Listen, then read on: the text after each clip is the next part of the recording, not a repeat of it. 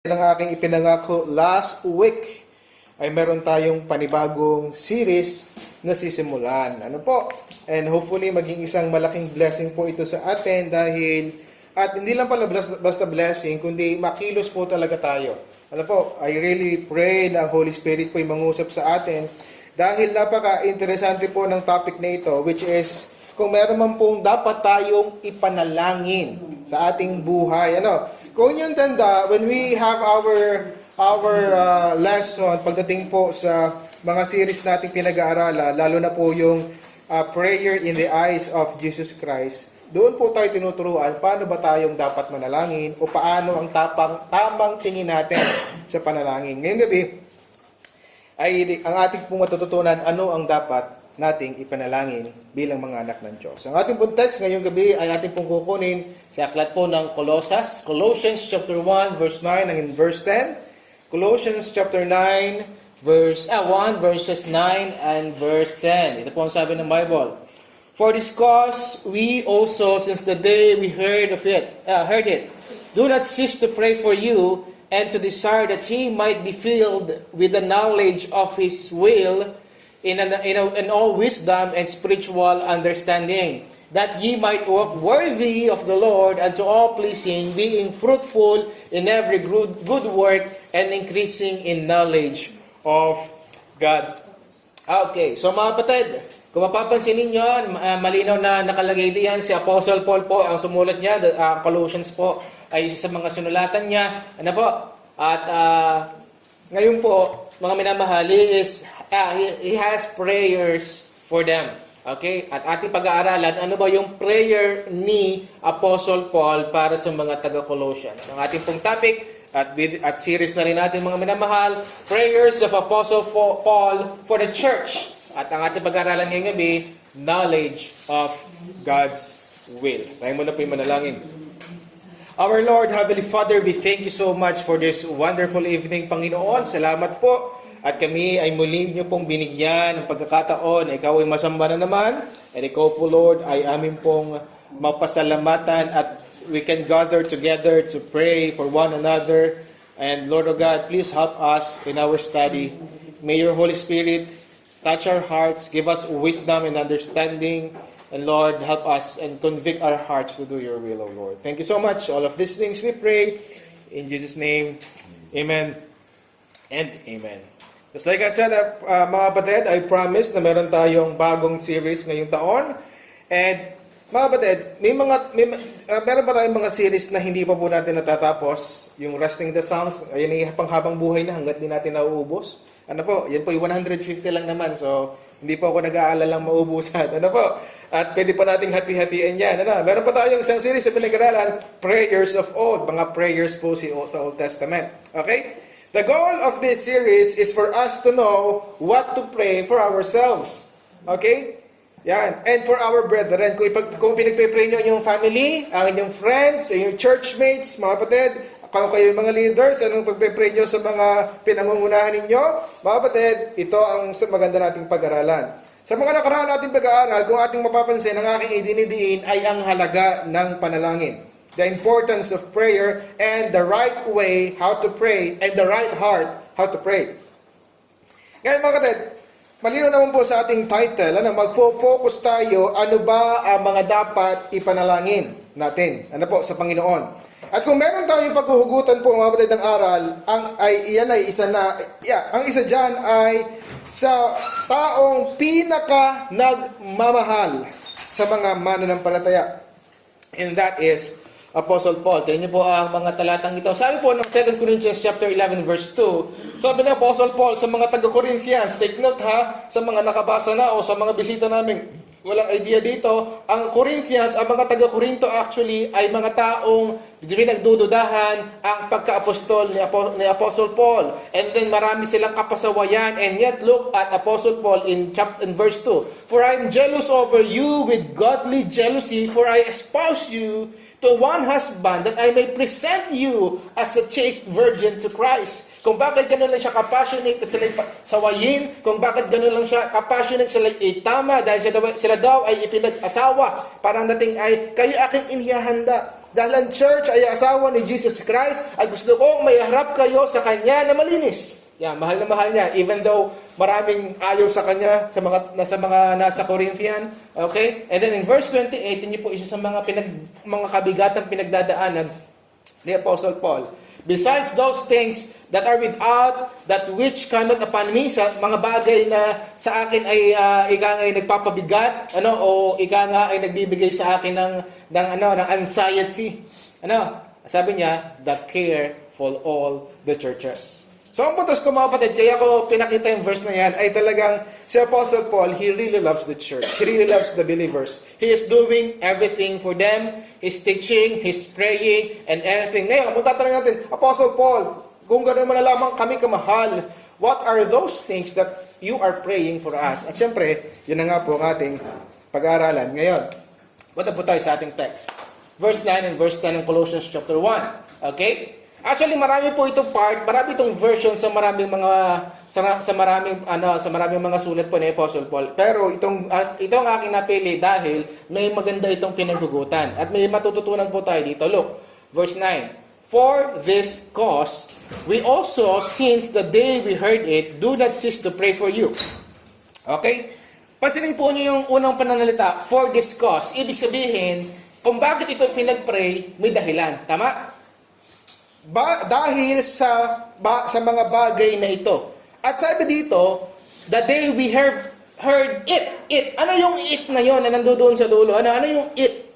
Well, syempre, babasahin natin kung ano ang mga nakalagay sa mga simula. At kung yung mapapansin, ano mismo yung prayer request ni yung prayer ni Apostle Paul for the Colossians, na sila ay ma-fill ng knowledge of His will with all wisdom and spiritual understanding. Yun yung prayer. At ito po yung epekto, verse 10. Na kayo ay maging ganto-ganto niya. Pero ang pinaka-prayer niya ay knowledge of God's will. Ngayon, kung prayer ni Apostle Paul sa kanila ay malaman o magkaroon ng karunungan patungkol sa ang kalooban ng Diyos, siguro isipin nyo, siguro ang mga taong ito hindi alam kung anong kalooban ng Diyos. Siguro ang mga taong ito nanghihina, naliligaw, or what. Marahil yun ang iyong isipin kung yan ang prayer request ni Apostle Paul. Pero actually, mga kapatid, hindi. Kasi yung palang for this cause at yung narinig nila patungkol sa mga taga-Colossae ay ito. Look, verse 4, verse 6, and verse 8. Since we heard of what? Your faith in Christ Jesus. So mga mananampalataya ito, ang inyong pananampalataya sa Panginoong Jesucristo, and of the love which ye have all ye have to all the saints. Okay? They have faith in Christ, they have love for the saints. Verse 6, ano pa yung kanilang narinig? Which come unto you as it is in all the world, and bring it forth fruit. Sabihin, nakikita daw sa kanila yung bunga ng pananampalataya, bunga ng gospel, as it doth also in you, since the day ye heard of it, and knew God's grace, the grace of God in truth, verse 8, also, who also declared unto us your love in the Spirit. Kapatid, ano makikita natin na nalaman ni Apostle Paul with regards sa mga believers sa Colossians? They have faith and love for the saints. Verse 6, the fruit of the gospel in their lives. And in verse 8, having love in the Spirit. In short, mga kapatid, napakasigla at napaka-espiritual pala ng mga mananampalatayang ito sa Colossians. Okay? Malayong-malayo doon sa iniisip natin kanina, siguro naliligaw sila ng landas, they do not know, they are confused. No, hindi. Actually, spiritual pala ang mga mananampalataya dito. And yet, doon sa ating text na binasa, Apostle Paul is desiring and passionately want to pray for them na malaman nila ang kalooban ng Diyos. Kapatid, there's something to learn here. Lalo na po sa mga Christians, mga leaders na nandito, there's something to learn here. Typically, mga kapatid, we see prayer, o pag tayo po ay nagpe-pray sa mga kapatid, ay dahil pagka meron silang problema o pangangailangan. Tama? Uy, papray naman kay ganito kasi si kapatid nanghihina. Uy, papray naman kay ganito kasi si kapatid nawawala. O si kapatid parang napansin ko, hindi siya masigla. Ipag-pray natin siya ng maigi. Wala pong mali doon. Okay? Pero hindi lang pala ganon ang ibig sabihin, o hindi lang pala yon ang dahilan pag tayo po ay nagpe-pray para sa mga kapwa natin mananampalataya. Kahit pala yung walang problema, kahit yung masigla, ay dapat mo din sila ipanalangin ng maigi. Right? Kasi sabi ni Apostle Paul, nung marinig ko, na ganito ang inyong sigla, na ganito kayo magmahal, na ganito kayo kapuinit sa Panginoon, talagang kami ay walang tigil, we do not cease to pray for you, na malaman nyo ang kalooban ng Diyos. Wow! Do you know why? Bakit manghihina o kahit sobrang sigla, ay dapat pa rin ipag-pray na ganito na lamang katindi. Listen, church. Kahit malago ka, or kahit mababaw ka na Christian, parehong isang hakbak ka lang sa backsliding. Kahit ikaw ay may ministering napakadami, ikaw ang pastor o leader pa ng mga pastor, o ikaw ay isang ordinaryo lamang na miyembro, pareho kayong isang hakbang lang sa backsliding. Opo. Ano ibig sabihin? Kasi dalawa lang naman yan. Nasa kalooban ka, wala ka sa kalooban. Kadali namang lumipat sa wala ka sa kalooban, tama? Ganun ang kadali. Kahit ako po'y pastor at gumawa ako ng isang bagay o mabuhay sa hindi kalooban ng Diyos, bagsak agad yun. Kapatid. Lahat tayo ay isang hakbang lamang sa paglayo sa Panginoon. Ganyan po. Ano po? May mas mabigat lamang ang accountability, may mas ika nga po ay pero pare-pareho lamang pag tayo ginagising halimbawa na parang ayaw na natin.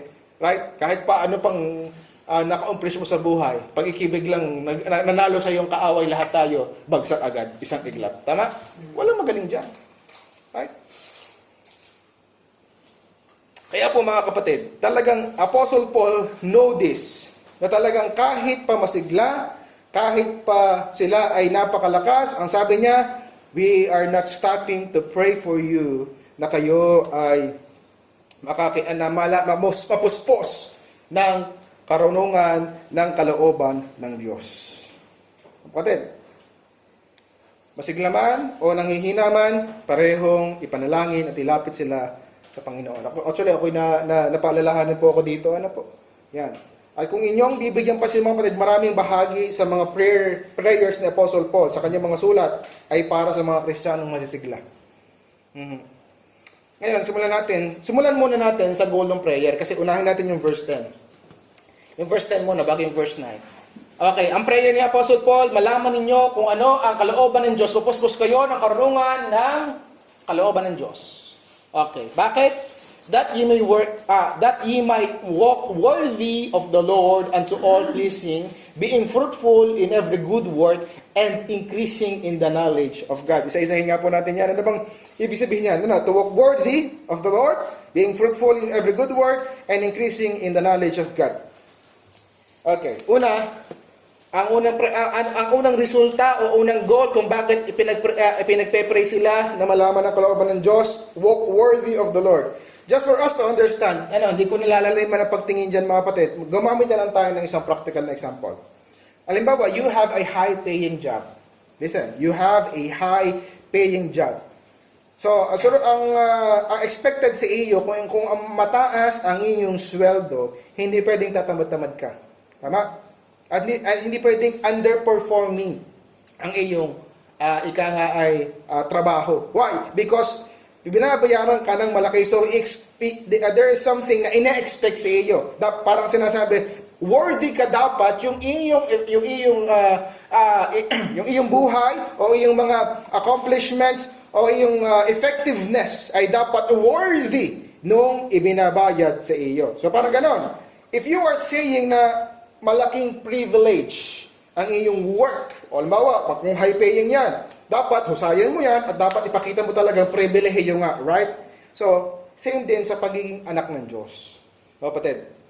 Not in the same way na para may kailangan tayong patunayan sa Diyos. Hindi po yun ang ibig sabihin nun. Pero Paul is urging the believers, huwag nating sayangin ang biyayang meron ka.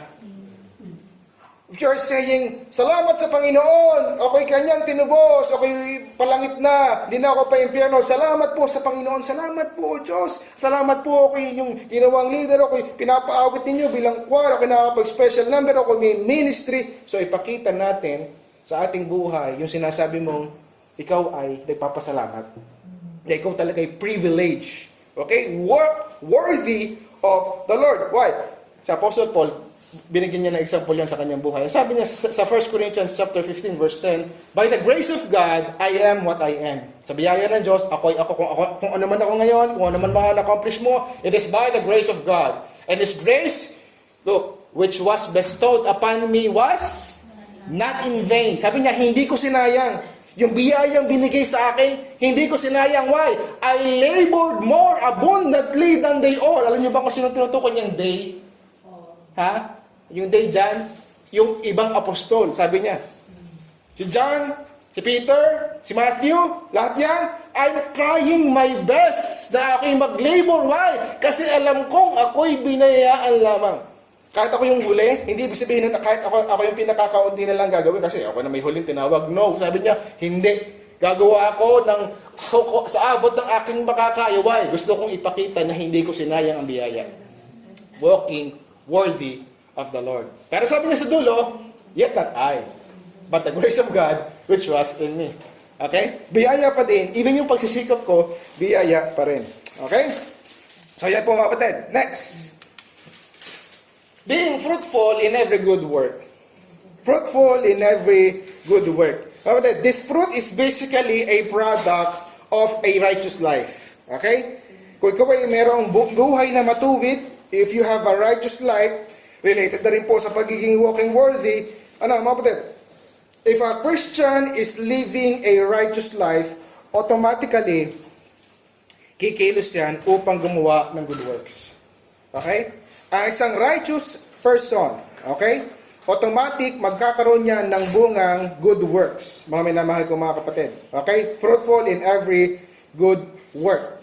Kasi mga kapatid, when we receive the Lord Jesus Christ as the Lord and Savior, ang sabi po ng Romans chapter 8, ibinigay din po sa atin ang Espiritu Santo na nananahan na sa atin, right? So, ibig sabihin, meron tayong Espiritu ng ating Panginoon. Tayo na po ang tirahan ng banal na Diyos. So, automatic mga kapatid, ang buhay natin, dapat, hindi lang supposed to be, ay expected na tayo po ay magkaroon ng buhay na gumagawa ng mabuti. Ano po, hindi dahil para pumunta ng langit, pag tayo tinumbusan ni Jesus Christ, we are assured of heaven. Pero look, mga kapatid, there's something expected sa atin. Look at this, Matthew chapter 5, verse 14 to 16. Ye are the light of the world. A city that is set on a hill cannot be hid. Kung ang isang city ay nakalagay sa ibabaw ng burol o bundok, hindi maitatago yan. Kasi pag nag-ilaw yan, kita yan. Neither do men light a candle and put it under a bushel, but on a candlestick, and it giveth light unto all that are in the house. Pag naman nga ako naglagay ng ilaw, yung ilaw hindi ko dito sa baba ilalagay, talagang sa taas upang maliwanagan ang buong bahay. Okay? So ano sinasabi niya? Kung kayo ang ilaw ng sanglibutan, hindi dapat kayo nakatago. Hindi dapat hindi kita ang inyong liwanag. Kaya sabi sa verse 16, let your light so shine before men, that they, yun yung light na tinutukoy doon, nilinaw dito sa sunod, that they may see your good works. Okay? Makita sa mga buhay natin yung good works. Yung makita sa mga buhay natin yung sinasabi mong ikaw ay niligtas ni Jesus Christ, na ikaw ay bibuhay na walang hanggan, na ikaw ay anak na ng Diyos, dapat nakikita ng mga tao yun. Okay? At ang epekto sa kanila, they glorify your Father which is in heaven. Okay? Imposibleng hindi makita ang liwanag ng mga tao kung tayo po ay mga mananampalataya na. Kaya nawa mga kapatid, kaya yan po ay isa sa mga sinasabi ni Apostle Paul na resulta ng pagpipray sa kanila. At ito pa mga kapatid, Ephesians chapter 2 verse 10. For we are His workmanship. Tayo daw po ay gawa. Tayo parang mang inukit o nilikha kay Jesus Christ. Ano po? For we are His workmanship created in Christ Jesus. Para saan daw po? Para sa good works. Okay? Bakit ka niligtas? Hindi para umupo lamang. Hindi para pag malaki lamang nakipalangit at sabihin, okay palangit na, okay Kristiyano. No. Bakit ka daw niligtas? For good works. For good works, mga kapatid. Pagtulong sa kapwa, pagtulong sa church, pagtulong sa nangangailangan, pagtulong sa mga missionaries, pagtulong sa mga lingkod ng Panginoon. Ano bang good works pa na yung naiisip? Ano po? Yan.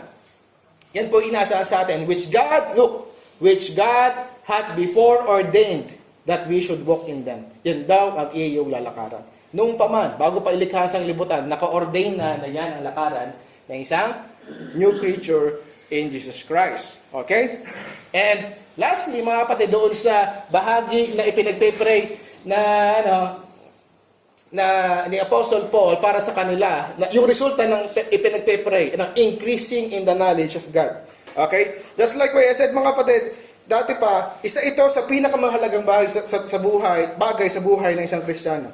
Okay? Ang mas lumalim sa pagkakilala sa Diyos. Okay? Hindi ibig sabihin na, Pastor, ako po'y Kristiyano na, I know my Savior, I know God, I know Jesus Christ, kilala ko na po siya.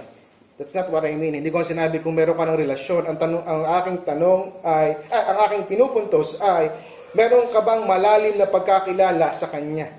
Okay? Parang ganito lang naman yan sa iyong mga magulang. Hindi ko na maalis yung katotohanan, ikaw ay anak ng iyong nanay at tatay. Tama? Pero the question is, kilala mo ba silang mabuti? Alam mo ba ang ginawa nila para sa iyo? Alam mo ba kung gaano kanila kamahal? Kasi pag nalakilala mo sila ng lubos at lalo mo rin silang mamahalin at lalo mo rin silang lalalim ang iyong utang na loob. Pagka sila ay iyong nakilala.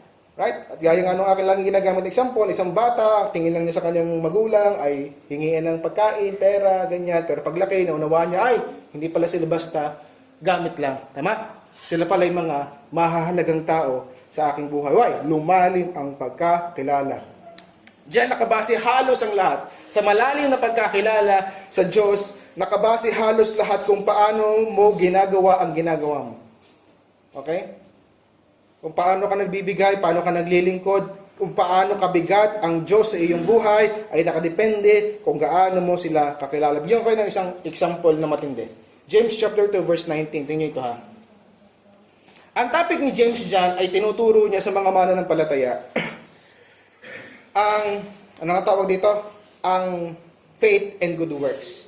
Na tinutukoy niya na kung sinasabi mong may faith ka, dapat may bunga ito ng good works. Yun yung sinasabi ko kanina. Yun yung kanyang point dyan. Huwag mong sabihin sa akin may faith ka, pero yung good works wala. Dapat bunga, kita sa buhay mo, ang good works, kung sinasabi mong may faith ka. Kaya ginamit niya ang mga demonyo, ang mga devil, as an example. Ang sabi ni James sa chapter 2, verse 19. If thou believest that there is one God, thou doest well. Kung naniniwala kang isang Diyos, okay yan. Pero ito ang mga demonyo, naniniwala din. May takot pa. Nanginginig pa. Okay? Kapatid, anong gusto ipuntos dyan ni James? Ginamit niya ang devil as an example. Why? Kasi mas kilala ng mga demonyo kung sino ang Diyos. Sinasabi mong may takot ka sa Diyos? Well, ang mga demonyo may takot din, nangangatal pa dahil mas kilala nila at kita nila kung anong kayang gawin ng Panginoon. Right? So kaya sabi niya, wag mo kong anuhin ng iyong alam kasi mas kilala ng demonyo ang kaaway pero sila'y walang faith. Okay? Yun. So yun po ang dinidiin niya. So mga kapatid, yan po yung mga goals. Ano po?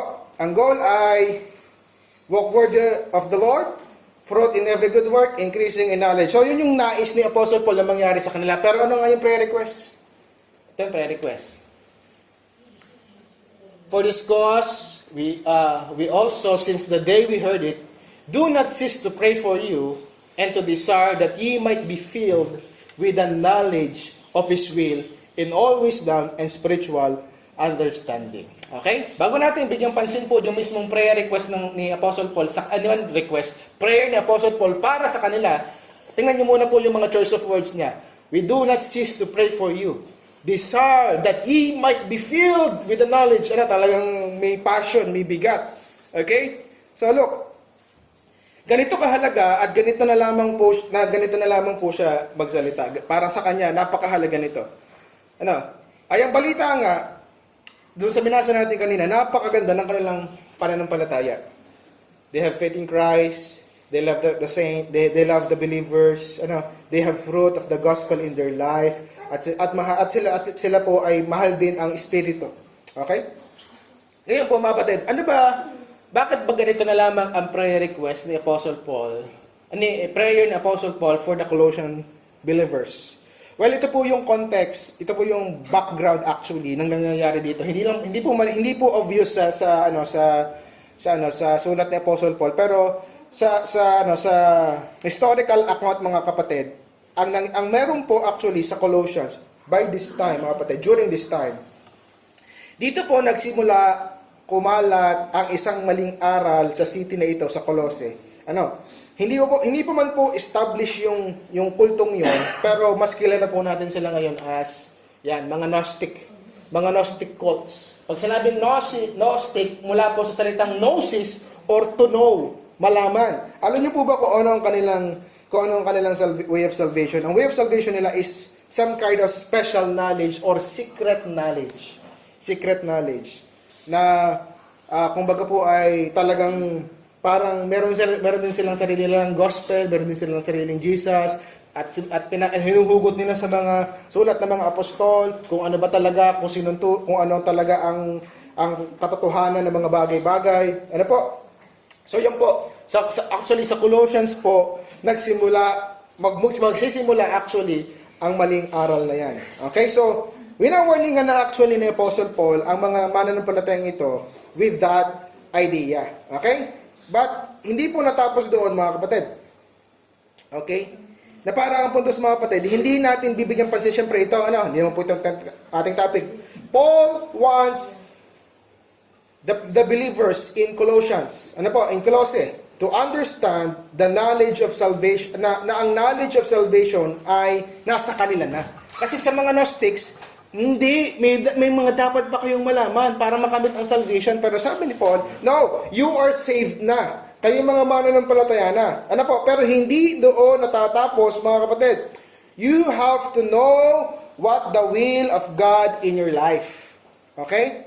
Ano ba talaga ang kalooban ng Diyos sa inyong buhay? Yun ang dapat yung malaman. Hindi ang dapat yung malaman ay mga sikretong mga bagay-bagay na misteryong nakatago sa libro ng Bible or what, something like. Hindi yon. Ang kailangan yung malaman after nyo maligtas ay kung ano ang kalooban ng Diyos sa inyong buhay.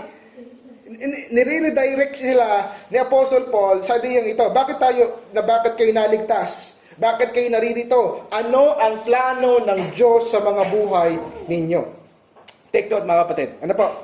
That the word filled, hindi ko pala nailagay diyan. Balik tayo dun sa text. Yan. Filled with the knowledge of His will. Okay? Pansinin niyo yung salitang filled dyan. Kung nyo mapapansin, mga minamahal, yung pong filled, that it doesn't just mean full or complete na parang container. Pag sinabing full, puno. Mapuno kayo o dumami or what, or ika nga po ay mapuspos sa Tagalog. Kapatid, hindi po ang ibig sabihin ng filled dyan ay yung parang in amount lamang. Hindi po. Pag hindi po tinignan ang Greek word niya, mga kapatid, ginagamit din po siya. Actually, gamitin ko yung verse nito. Ginamit siya sa talatang ito. Ephesians chapter 5, verse 18. Okay? Ano sabi dyan? And be not drunk with wine wherein is excess, but be filled with the Spirit. Mga kapatid, anong context dito? Kasi may unang talata pala na hindi ko na ilagay sa verse 17 kasi magulo. Parang ang dating pinapaalalahanan po ni Apostle Paul ang mga taga-Ephesians kasi sa Ephesians naman po, lagi sila nag-iinuman, may mga alak na alay sa mga Diyos-Diyosan doon. Ano sabi niya? Huwag kayong magpakalasing sa alak. Na yan ay may kalabisan, pero kayo ay pansinin niyo yung contrast. Drunk with wine, filled with the Spirit. Mga kapatid, di ba pagka tayo ay, yung mga galing dyan sa sanglibutan, pag tayo ay puno ng alak, tayo nalasing, right? We are filled na ibang spirit, small s. Di ba nakokontrol tayo ng ating sarili o nung alak, tama? Nagugulo ang ating isip, di natin alam kung ano sinasabi, di natin alam kung ano ating ginagawa, tapos may hangover sa kinabukasan. Right? Alam niyo po ibig sabihin ng filled dyan? Ang filled dyan is to be controlled by. Huwag kayong makontrol ng alak, kundi kayo ay makontrol ng espiritu. Okay? So mga kapatid, to be controlled by. Kaya pag sinabing filled with anger, filled with emotions, or filled with wine, kapatid, hindi lang basta malaman mo ang kalooban ng Diyos sa buhay mo, kundi ito ang maging hold ng buhay mo. Na parang itong kalooban ng Diyos na ito ang mag-control kung saan ka pupunta, anong desisyonin mo, anong gagawin mo. Mag-control kayo ng kung ano ang kalooban ng Diyos? Example mga kapatid, just to give you a practical example. Halimbawa na lang po mga kapatid, ikakasal ka this coming June 2025. Ano? Yan, ba dalagat binata pa kayo? Ano? Ngayon, the question is, kung ikakasal ka this June, ikaw ba ay magta-travel ng ilang beses from February to May? Magta-travel ka ba? Ha? Siyempre hindi. Ano? Bakit? Maghahanda ka. Magtitipid ka actually. Right? Bakit? Kasi meron kang tinitingnan sa malayo na isang importanteng bagay, right? Yun yung sinasabing controlled. Kung alam mo, merong kalooban ng Diyos sa iyo. At alam mo kung saan kanya papupuntahin, ngayon, kontrolado nito ang iyong mga kilos at ang iyong mga desisyon sa buhay. That is what it means to be filled with the knowledge of His will. Okay? Kaya nga sabi ng Apostle Paul sa mga sunod na talata, with all knowledge of His will, in all wisdom and spiritual understanding. Not just understanding, spiritual understanding. What does it mean, mga kapatid? What does it mean to me as a child of God? Pag may tanong, pag nalaman mo kung anong kalooban ng Diyos, hindi basta, okay, ito pala ang tamang desisyon. Hindi lang basta tama. Anong ibig sabihin nito bilang ako ay anak ng Diyos? Spiritual understanding. Okay? So the challenge, brethren, is this. Are we really praying to know God's will in our life? Yan ang prayer request ni Apostle Paul. Sa mga masisiglang mananampalataya ng Kolose. Malaman ninyo, mapuspos kayo, makontrol kayo ng karunungan kung ano ba ang kalooban ng Diyos sa inyong mga buhay. Okay? So kapatid, hindi pala dapat tayo nagpe-pray lamang na tulungan tayo ng Diyos sa mga plano natin. Dapat, tinatanong natin ng Diyos, Panginoon, ano ba po talaga ang kalooban ninyo? Yan muna. Ano ang kalooban ng Diyos sa ating mga buhay? Okay? Kasi mga kapatid, pansinin niyo ito ang bahagi ito. Ephesians chapter 5, verse 16 and 17. Redeeming the time because the days are evil. Wherefore, be ye not unwise, but understanding what the will of the Lord is. Pansinin niyo ito, parehong-pareho doon sa ating binasa kanina. Anong goal? Alamin kung ano ang will ng Diyos. Unwise. Anong contrast nito? Yung wisdom. Kanina, tama? Understanding. Parehong-pareho. Understanding. Ano yung what? Ano yung what? Knowledge. Knowledge ang will of the Lord. Pareho-pareho, mga kapatid. Yung pa din, ang sinasabi niya sa ibang mga mananampalataya. And ito, lagi ko itong nauulit. Proverbs chapter 3, verse 5 and 6. Trust in the Lord with all of thine heart, and lean not with thine own understanding. In all thy ways acknowledge Him, and He shall direct thy paths.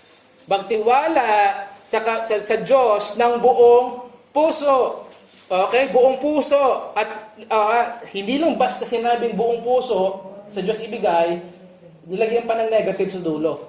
Sa kasunod huwag daw aasa sa sariling unawa.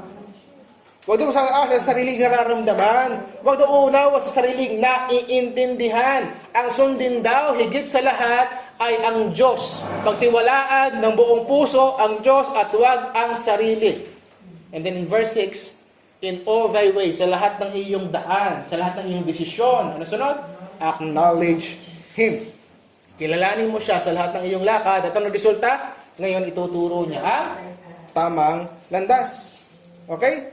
Kapatid, wag lang tayong mabless sa verse na ito. Kasi ang talagang meaning niyan, hindi ikaw ang masusunod. Hindi ang sarili mong unawa ang masusunod, kundi ang Diyos. I-consider mo siya lagi sa lahat ng desisyon mo sa buhay. Letter A, letter B, letter C. Hindi ang tanong ay, alin ang pinakamaganda? Alin ang pinakamalaki ang kita? O alin ang tingin ko'y madali? No. Anong tanong, Lord? Alin ang pinakamalulugod ka? In all thy ways, acknowledge Him. Right? I-consider ang mga natutunan mo sa Bible. I-consider ang mga alam mong talata. I-consider mo ang mga pagkilos niya sa iyong buhay. Yan po mga kapatid. Kaya mga kapatid, sa pagtatapos, just like what I said, mga kapatid, kanina mga kapatid, hindi naman po nanghihina ang mga taga-Colossians. Masisigla po sila. Nung sila po sinulatan ni Apostle Paul. Pero hindi nais, mga kapatid, ito yung importante, makinig kayo mabuti. hindi nais ni Apostle Paul na ang mangyari sa kanila ay dahil sa isang maling desisyon, yung kasiglahang yon mawala. Tama? Right? Ang daming mananampalataya na alam kong iinit, akala mo hindi magbabakslay. Isang maling desisyon lang. Wala na. Kaya yung mga mahalagang mga decision sa buhay, katulad ng aasawahin, saan magtatrabaho, mga bagay na yan, hindi po yan isinisikreto. Tandaan niyo yung ating pag-aaral regarding doon sa mga Israelita na hindi humingi ng payo sa Diyos kung ano humingi ng tulong, sa sila humingi ng tulong sa Egypt. Bakit hindi muna humingi ng payo sa Panginoon? Dahil alam na masama. Alam na bawal. See? Isang maling desisyon lang dahil hindi alam ang kalooban ng Diyos. Yung sinasabing kasiglahang yan, yung sinasabing kainitang yan, wala agad yan. Huwag nating mamalitin ang kayang gawin ng kaaway. Okay? Ako bilang pastor niyo mga kapatid, napalalahanan ako ng matindi dito na hindi lang pala dapat ang ipanalangin ay yung mga, kahit yung mga natayo dito, yung mga umaawit dito, yung mga masisigla, yung mga walang absent, yung mga napaka-excited sa Sunday school, right? Yun, dahil pala pinagpipray ko yung mga yun. Ano po? Yung nakatupad na, pastor, natupad ko na yung aking commitment. Seek ye first. Dahil pala pinagpipray ko yun. Kaya pala umabsent, di ko na ipag-pray. Kaya pala nawala, di ko pinag-pray. Kapatid, my point is, alamin natin kung ano ang kalooban ng Diyos. Huwag lang hingi tayo ng tulong sa kung ano yung kaloobang na ilagay mo na sa iyong sarili. No. Alamin mo muna, Lord, ano yung kalooban na tayo sa isa't isa. Ipag-pray natin. Lord, malaman nawa na mga kapatid ko, ni ganito, ni ganyan, kung anong kalooban nyo sa kanyang buhay. See? Alam niyo po, I'm really excited with this topic dahil mas malalaman natin ano ba talaga ang dapat natin ipag-pray sa ating mga sarili at sa ating mga kapatid.